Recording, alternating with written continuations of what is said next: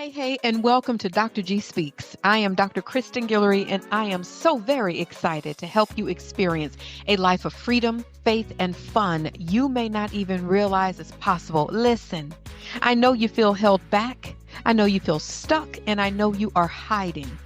As a coach and the author of Look, Stop Hiding, How to Find Your Voice and Never Dim Your Light Again, you will get to listen to some amazing stories, receive some homework, that's the professor in me, and get some tools to help you live the life you deserve. It's time to quiet the noise and walk in the fullness of who God created you to be. It's time to stop hiding and start thriving. Together, we'll uncover your potential and ignite your journey to a fulfilling life, a life of freedom.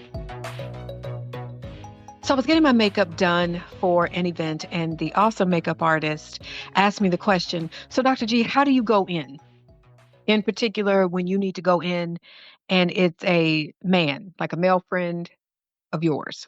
And I said, what do you mean go in? Like, how do you go in on him? If he does something that you don't like, how do you go in? How do you go off? I said, I don't. She stopped doing my makeup and said, what? I said, I don't go in. I don't go off.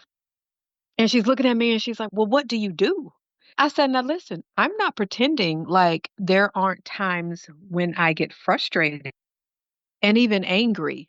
And something that I have been doing for the last many years, and I strive to do this. I definitely am human. And I gave her an example. I said, what I do now is if there's something that happens, like whether it's in a conversation or the male, because she was specifically asked me about men. So the male friend does something that I don't like, confuses me, angers me. What I do is I very rarely bring it up in the moment. If it's made me frustrated, if it's made me angry. Now, if I'm confused, I'll ask a clarifying question. But anger, frustration, I do not bring it up in the moment. Because one, the anger or frustration may not have anything to do with him. It might have to be with me putting on unfair expectations. It could be the day that I had. I could have been frustrated about something else that has nothing to do with him. So, a rule for myself that I have put in place is I give it a day. And if I wake up and I am still bothered the next day, then I pray about if I need to talk, and I strive to do this in most friendships. Like, I don't bring it up in the moment. I pray because I don't want the the visualization of the emotion to be presented more than the words of what I need to share. Now, is emotion absolutely okay? Absolutely. We are emotional people. We are people who have emotions. So we got to take out the emotion. Well, the emotions are connected. But I don't want to be so rattled and so furious and so this where you may not even hear my words because you are seeing how angry I am. Now, listen, there is righteous anger. And I get that in those moments. But even taking a moment to breathe and pray, you can still present it as I need to talk to you about something that I'm quite angry about. And so anyway, I'm talking to the amazing makeup artist and I'm saying, no, I don't go in. I don't yell. I don't, well, hit under the belt. Now, I'm not judging anybody. You ask, I told her, I'm like, girl, you asked me the question, I'll answer you. But no, I don't do that. And how I approach the situation is this is what I do. So if I am still led to have the conversation, I go to the person and I say something like, I know you meant no malice. I know there was no malicious intent. When you did that, when you said that, it hurt or I was offended. I know you didn't mean any harm. So then presenting it that way, because for me, what I have to do is remember the person's heart.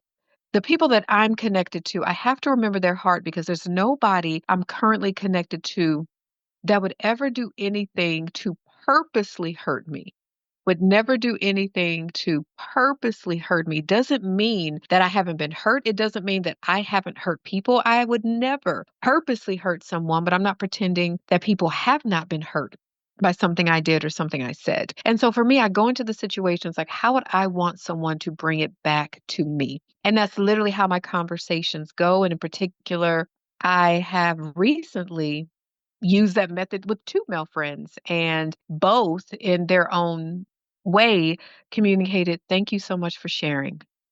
there was a clarifying question, what could have been different, or I will do my best. I didn't know. Thank you for bringing it to my attention.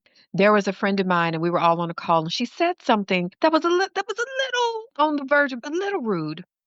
And I thought, "Ooh, I didn't like that she said that." I thought about it, I slept on it. Okay, if I'm bothered in the morning, I'll bring it up, but I know she did not mean any harm. So I called her and said, "Hey, do you have a couple minutes?"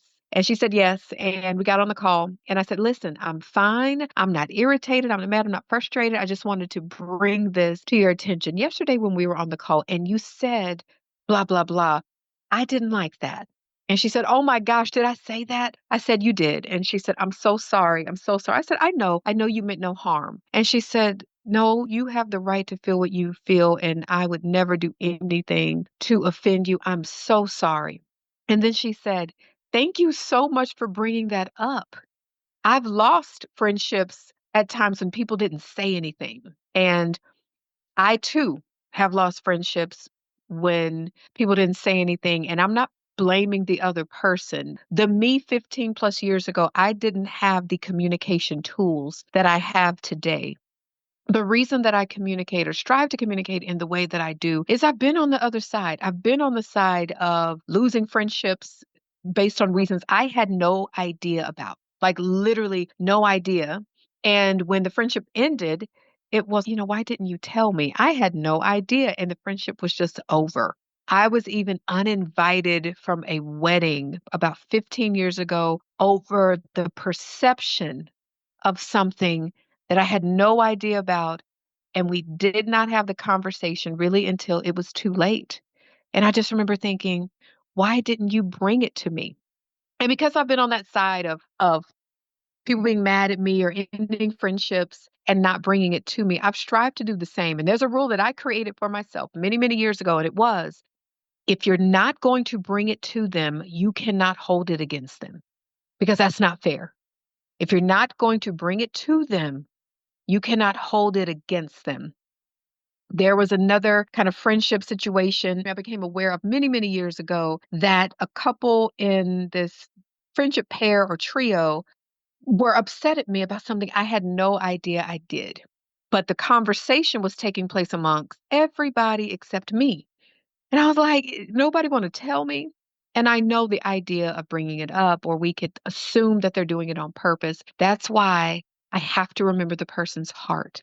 Now, remembering the person's heart does not mean that you accept disrespect. Remembering the person's heart doesn't mean that you have to continue on the journey. It just is, did they mean to do it? Do I need to bring it up? And that's why I believe in prayer. Sometimes it's, you know what, I brought this up 10 times. I'm not going to bring it up again. I remember their heart. I know this is not intentional. And I'm going to fall back, or I am going to bring it up, or I am going to have that conversation with someone. And I believe in this, y'all. You'd be amazed at what's on the other side of those 7 minutes of discomfort. I think sometimes there might be fear around bringing something up because there's a fear of confrontation or so many other things. But if you are willing to be uncomfortable for maybe 7 minutes, you have no idea what's on the other side of that. And the Kristen today, I wish that I implemented things like this 20 years ago or even 15 years ago. And in some cases I did, but I didn't. I would be upset and then try to move on, and I didn't. But then when it happened to me, when I was in my mid 20s, and I was like, I don't like how this feels. And so I'm going to strive to change. But y'all be willing to be uncomfortable for those 7 minutes. I can't tell you the number of people that I've talked with over the last couple of years who were no longer talking to friends because they were upset at their friend about something and or assumed that the friend was mad at them. And I said, "Well, how do you know? Have you said anything?" "Well, I think they're mad at me or I'm mad at them." And I've said this to a handful of people over the last year. Go and get your friend. Go and get your friend back. Be willing to be uncomfortable for those 7 minutes. Now, maybe a little bit longer, maybe a little bit less, but be willing to have the uncomfortable conversations. And in truth, as people in my life while they call me the queen of communication, I still have my opportunities for growth. And it doesn't mean that I always enjoy having these conversations where I'm bringing up something. Hey, I didn't like that, or hey, that was this, or hey, that. I don't necessarily enjoy the conversations. And I recently had a conversation with a friend of mine and shared with him some things, and he shared with me some things, and it ended up really, really well. And he said, friend, in another situation, this could have ended badly. And I said, not with me, it wouldn't have. I said, because one, I don't waste my words. And two, I would have heard the Holy Spirit in saying, don't have the conversation yet. So it's not just having the conversation when God leads me to have it, leading me to have it also means that the other person might be positioned to hear it to the best of their ability. So, y'all, be willing to be uncomfortable for 7 seconds. Go get your friend back. And also, as I like to say, open your mouth. Open your mouth in wisdom and love. Is that if there's something you need to say, you want to say, people are not psychic. People are not psychic. If there's something that bothered you and it's still on you, you have the right to say, listen, I know we're good, but just so I can clear the air, last month or 2 weeks ago when you did that, my feelings were hurt by that. Now, I do want to add a caveat. I do want to add a caveat that is something that I've strived to lean into. If there is something that someone did that really bothered you and it was a year ago or it was 6 months ago, be mindful about bringing it up so much later. To me, that almost isn't fair unless it's part of just giving examples of a situation, but that's just one example. But I don't think it's fair to bring something up. Okay, so last year, so 12 months ago when you did that, I didn't like it.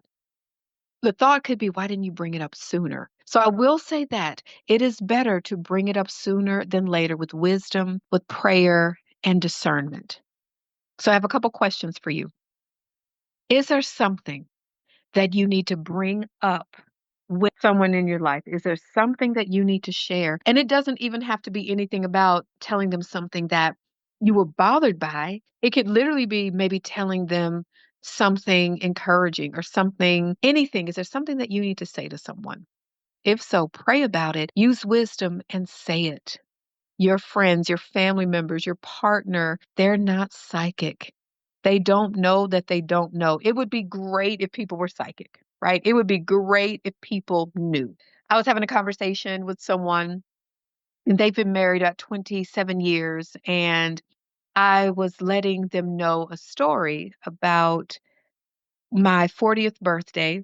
Or a month before my 40th birthday, I was talking to my mom and my sister because for Mother's Day, generally, moms get flowers or on anniversaries they get flowers. And I just remember having a conversation with my mom and sister, just in jest, not irritated, not mad. And I just said, wow, if you're not dating or married or have children, you don't really get flowers unless you gift them to yourself. I was like, I like flowers too. And I just said it as an aside. Well, my birthday the month later, I had so many bouquets of flowers. And that was such a So first of all, it was so beautiful that they heard me. And they didn't just hear me. They did not just become aware. They put action behind the awareness. But also they weren't purposely like, I'm not going to get her flowers to be mean.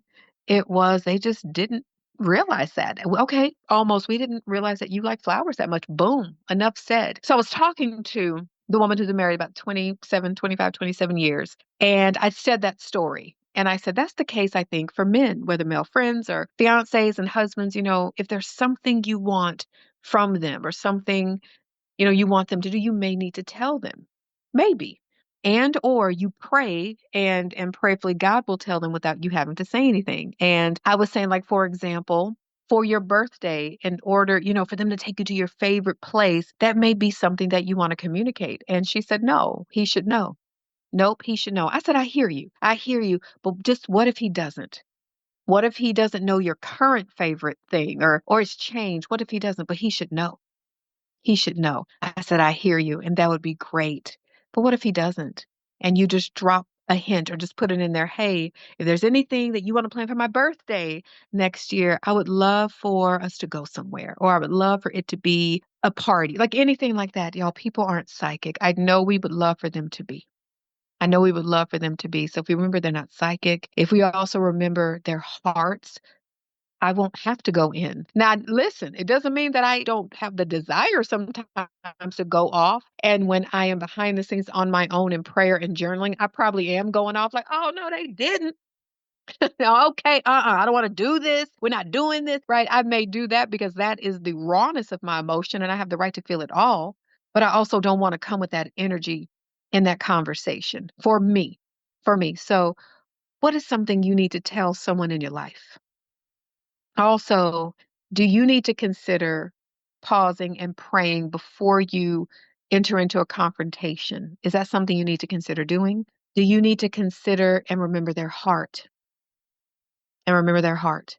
Is that something that you need to consider as well? So, from anything I've shared today, what is a takeaway for you in terms of your communication? Because, y'all, again, we're not perfect. We're not psychic. And the people connected to you, remember their hearts. Now, of course, this is not for somebody and just behavior is horrible and truly toxic. And even in that, like, okay, I know them, they're just in a hard place, but we have to have some boundaries. So, I'll use wisdom and discernment with the communication. There's not a one size fits all. This is not necessarily a framework for every situation. But generally, I don't go in.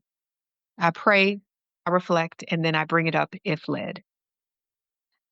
Your affirmation. I have the right to feel what I feel.